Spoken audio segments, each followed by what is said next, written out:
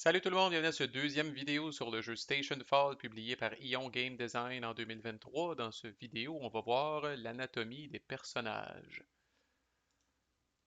Ok, je vais vous montrer de quoi a l'air là une carte de personnage, puis comment fonctionne le choix du personnage au début de la game. C'est ce qui est au menu dans cette vidéo-là. Fait que si on fait un close-up sur la carte ici du Troubleshooter, d'abord, en haut, complètement en petits caractères, là, c'est écrit Start Print Shop. Ça veut dire que le Troubleshooter commence dans le print shop. Donc, on voit ici là, son jeton. Là, il y a deux versions du jeu physique. Là. Il y en a un avec des jetons un petit peu plus cheap, là, finalement, là, qui est comme juste des jetons en hexagone de même, là, que vous pouvez flipper dépendamment si le personnage est en vie ou il est inconscient.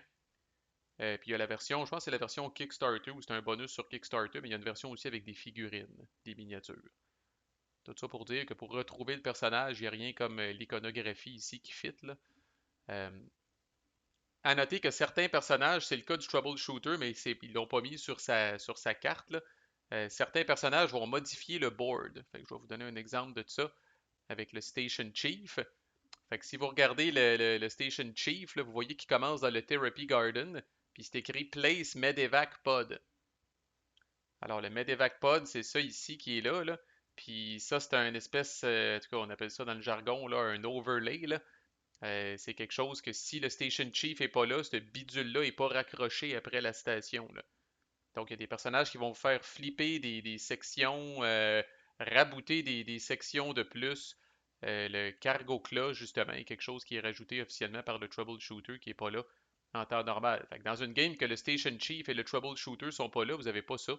Puis vous n'avez pas ça ici, là. Donc, l'avant de la station, là, si on veut, le bas de la station, le sud, en moins de stock à ce moment-là.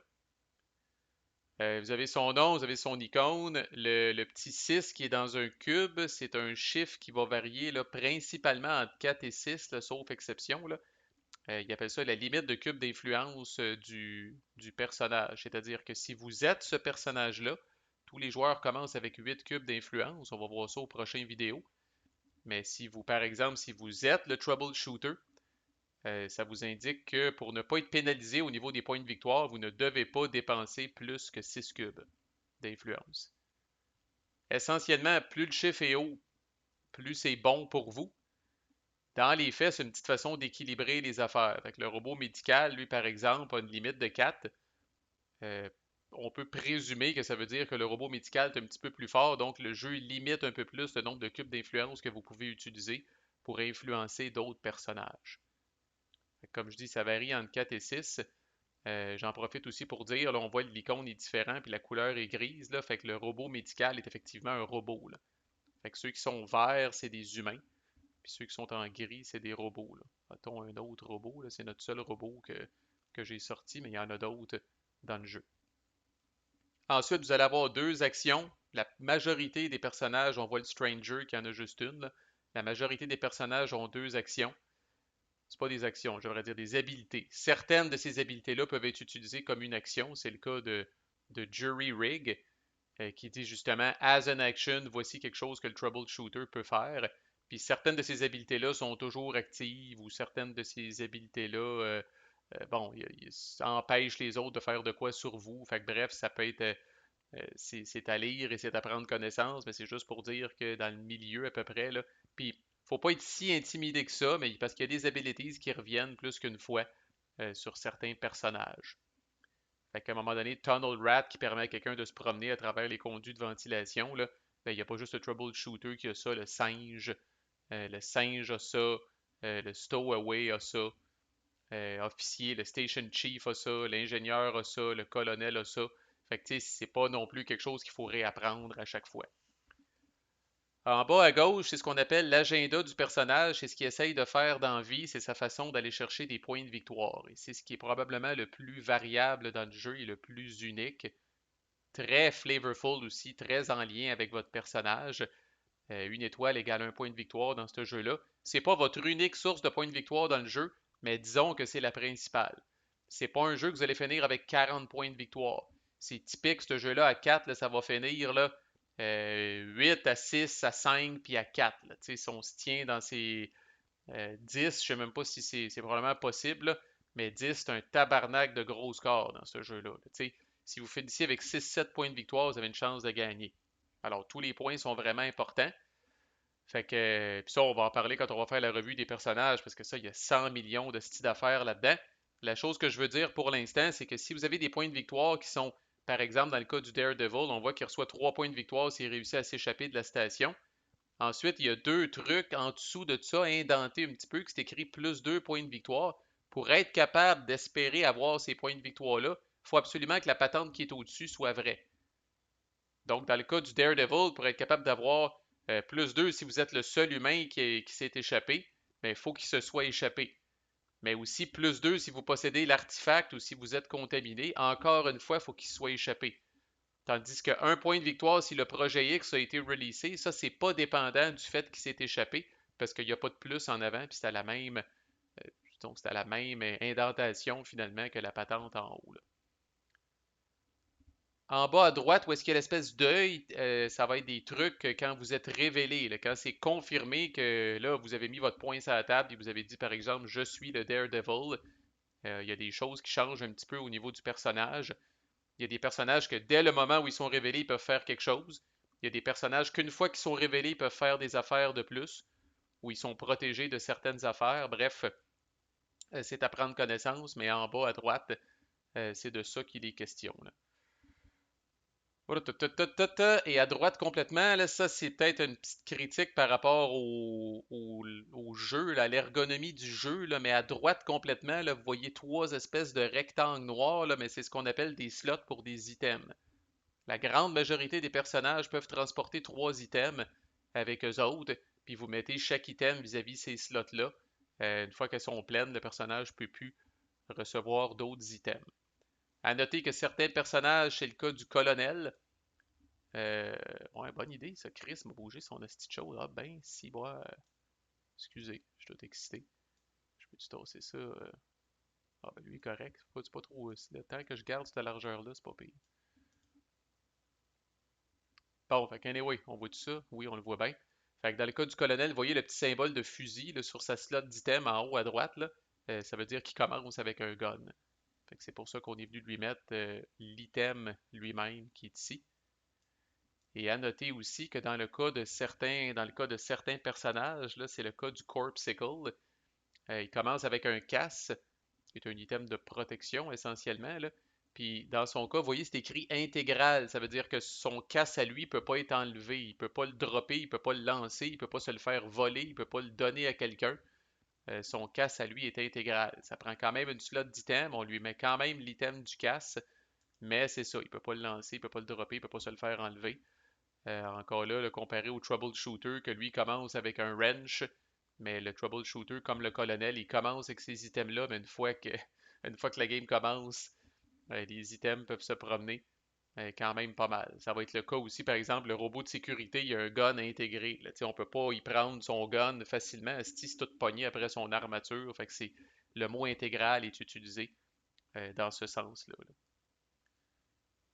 Fait que c'est pas mal ça. Au tout début de la game, une fois que vous avez fait le setup, une fois que vous avez choisi ou présélectionné vos 12 personnages, faites le setup, rajoutez les patentes qui sont en lien avec ces personnages-là. J'en ai parlé brièvement dans l'autre vidéo.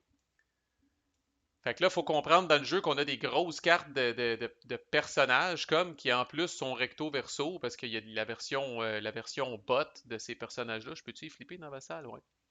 Fait que ça, c'est le troubleshooter bot. On rentrera pas là-dedans, là, mais si vous jouez à moins de 3 joueurs, je pense, ou moins de 4 joueurs, il commence à y avoir des bots dans l'histoire qui se déplacent selon des scripts puis des affaires de même. Donc, vous avez ces cartes-là officiellement qui sont recto verso.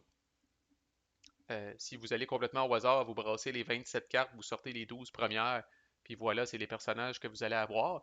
Puis vous avez format carte à jouer, des cartes d'identité qui correspondent aux 27 personnages. Fait une fois que vous savez quels personnages sont en jeu, là, vous allez regarder le deck d'identité, vous allez sortir uniquement les 12 personnages que vous avez, vous crissez les autres dans la boîte, vous brassez ce deck de 12 cartes-là, et là, vous allez donner à chaque joueur deux cartes, en secret, évidemment. Ça veut dire que dans une game à 4, c'est l'exemple que je vais utiliser tout le long, on a 12 personnages, mais on a seulement 8 cartes personnages qui sont distribuées. Alors, assurément, il y a 4 personnages qui ne sont pas dans les mains de personne. Et là, c'est là que ça commence, puis c'est là que le monde commence à saigner des oreilles et à avoir un point dans le cerveau, là. Mais là, la décision que chaque joueur doit prendre, ça se fait encore là en secret, c'est de dire, j'aime le dire comme ça, quel personnage je prévois être dans la game. Alors, par exemple, moi, j'ai le choix entre le colonel puis le corpsicle, mélange entre un corpse et un popsicle, espèce de cadavre gelé, là, si bon. Alors, moi, j'ai le choix de ces deux-là, il faut que je choisisse. Le personnage que je choisis, je le garde normalement dans ma main. Le personnage que je ne choisis pas, je le tourne à 180 degrés dans ma main. OK? Puis là, il y a différentes façons d'arranger ça dans la vraie vie. Là, mais tu sais, des fois, on va mettre les cartes, on va mettre la carte du personnage vraiment qu'on a choisi euh, complètement devant nous, là, puis on va mettre l'autre tournée en arrière. Parce que le personnage que vous choisissez pas s'appelle votre personnage bonus. Et jusqu'à preuve du contraire, tout ce qui importe de ce personnage-là, c'est les petits icônes qui sont ici. Alors, vous aurez remarqué, j'ai trois petites étoiles pour le Corpsicle. C'est la même chose ici. C'est pas dépendant du personnage qui est avec. Il y a, ça va varier entre 1 et 3, le nombre d'icônes. Et il y a deux types d'icônes. Il y a les espèces de planètes avec une étoile. Puis il y a les espèces de X rouges avec une étoile. Alors ça détermine si votre personnage bonus, c'est un ami. Puis vous voulez l'aider à s'échapper. Ou si vous avez une crotte sur le cœur contre ce personnage-là. Puis vous voulez qu'il crève. OK? Et l'iconographie d'icône, c'est pas un hasard. Fait que dans ce cas-là, je pense jouer le colonel et j'ai 3 points de victoire bonus si jamais mon ami, le Corpsicle, réussit à s'échapper sur Terre. Il peut s'échapper, il peut être vivant, il peut être inconscient. Tant qu'il s'est échappé sur Terre, c'est correct.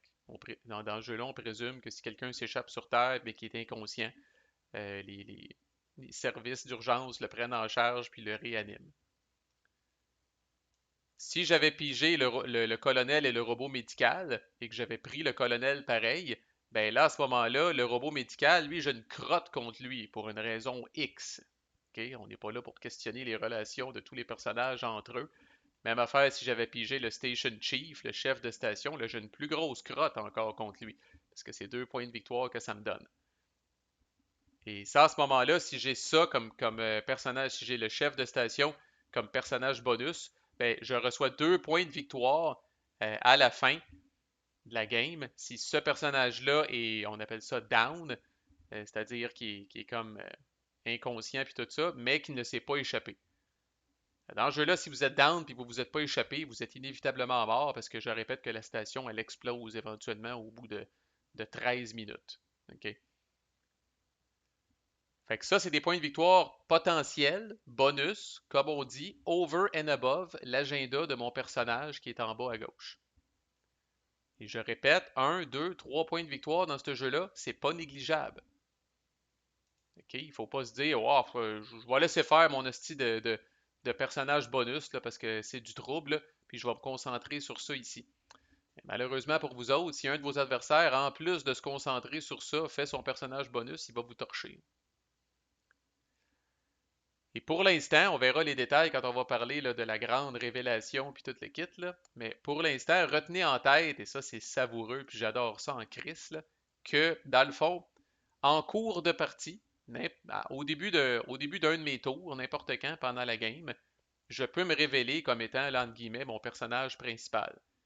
Dans mon cas, je dirais, haha, je suis le colonel. Mon personnage bonus demeure secret à ce moment-là. Je le révèle uniquement à la fin de la game. Par contre, si jamais ça va crissement pas bien, vos adversaires vous lisent comme un livre ouvert, puis on dit ah Marco c'est sûr c'est le colonel Steve, fait qu'on va le faire chier puis tout ça, puis on va downer le colonel, puis tiens Chris sa game et scrap puis toute l'équipe. Si jamais ça va vraiment pas bien, retenez pour l'instant que vous pouvez aussi en cours de partie vous révéler comme votre bonus character. Alors moi, là, je vois ça, ça va crissement pas bien pour le colonel, là, puis oh my god, Ben, à un moment donné, qu'à cela ne tienne, je pourrais dire en cours de partie, là, haha, je me révèle comme étant le Corpsicle, mais à ce moment-là, là, le colonel n'est pas mon personnage bonus. Il reste secret, je ne le montre pas à personne, mais le colonel ne peut pas devenir mon personnage bonus à ce moment-là. Fait que vous pouvez faire ça, mais vous mettez une croix sur les points de victoire du personnage bonus, si vous faites ça. Alors, dans mon cas, tant que je suis le colonel ou que j'ai le potentiel d'être le colonel, je peux espérer obtenir les 3 points de victoire du Corpsicle.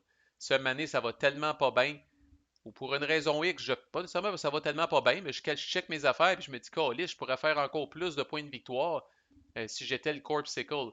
Parfait, vous pouvez vous révéler. Mais là, à ce moment-là, tout ce que vous devez dire à la table, c'est de dire je me révèle comme mon personnage bonus, puis vous mettez de côté votre autre personnage parce que lui ne pourra jamais vous donner de points bonus. Fait que si je fais ça avec le Corpsicle, même si le colonel a 2 étoiles ici potentielles s'il s'échappe, et ce n'est plus mon personnage bonus. Fait que je trouve ça très hot parce que ça vous donne une certaine flexibilité au prix d'une petite quantité de points de victoire, mais c'est mieux que d'avoir une game complètement scrap. T'sais, comme je dis, si dès le deuxième tour, je sais pas, vous avez fait un move, là, puis là, les gens commencent à parler autour de la table, puis là, quelqu'un, un style de vin autour de la table, commence à dire ça se peut-tu que Marco soit le colonel, puis là, tout le monde embarque, puis la table se ligue contre vous autres. Ben, je trouve ça intéressant parce que vous avez une porte de sortie. Vous avez une ultime porte de sortie qui est de dire je vous ai tout fourré, en fait.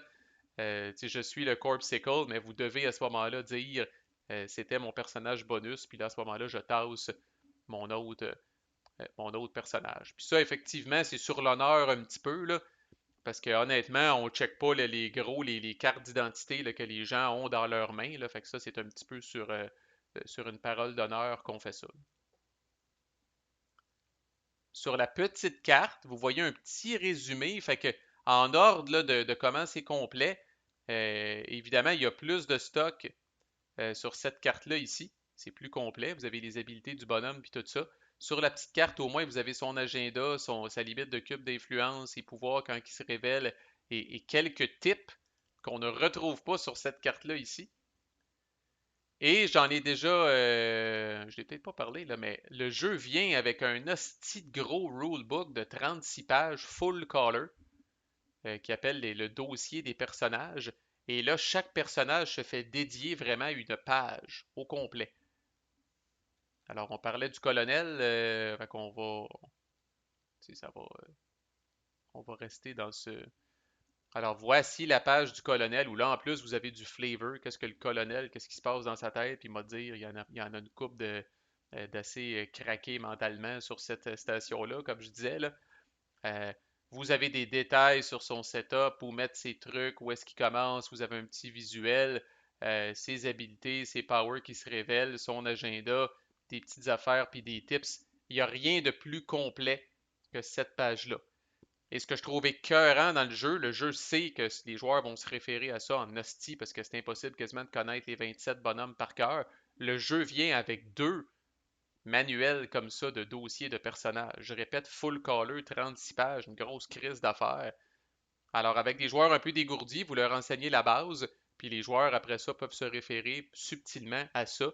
Puis quand je dis subtilement, c'est toujours bien plus subtil que de se pencher sur la table puis de lire les petits caractères qu'il y a décrits, par exemple, sur la carte du Daredevil. Dans les games que moi j'ai joué avec des gamers expérimentés, là, ils prennent le livre des règlements, puis ils prennent le dossier des personnages, puis ils checkent leurs affaires sans avoir besoin de se faire tenir par la main nécessairement. Ouf, c'est un début. Fait que c'est parti. On poursuit après ça avec la séquence de jeu, puis l'inventaire des actions que vous pouvez faire quand c'est votre tour. À plus.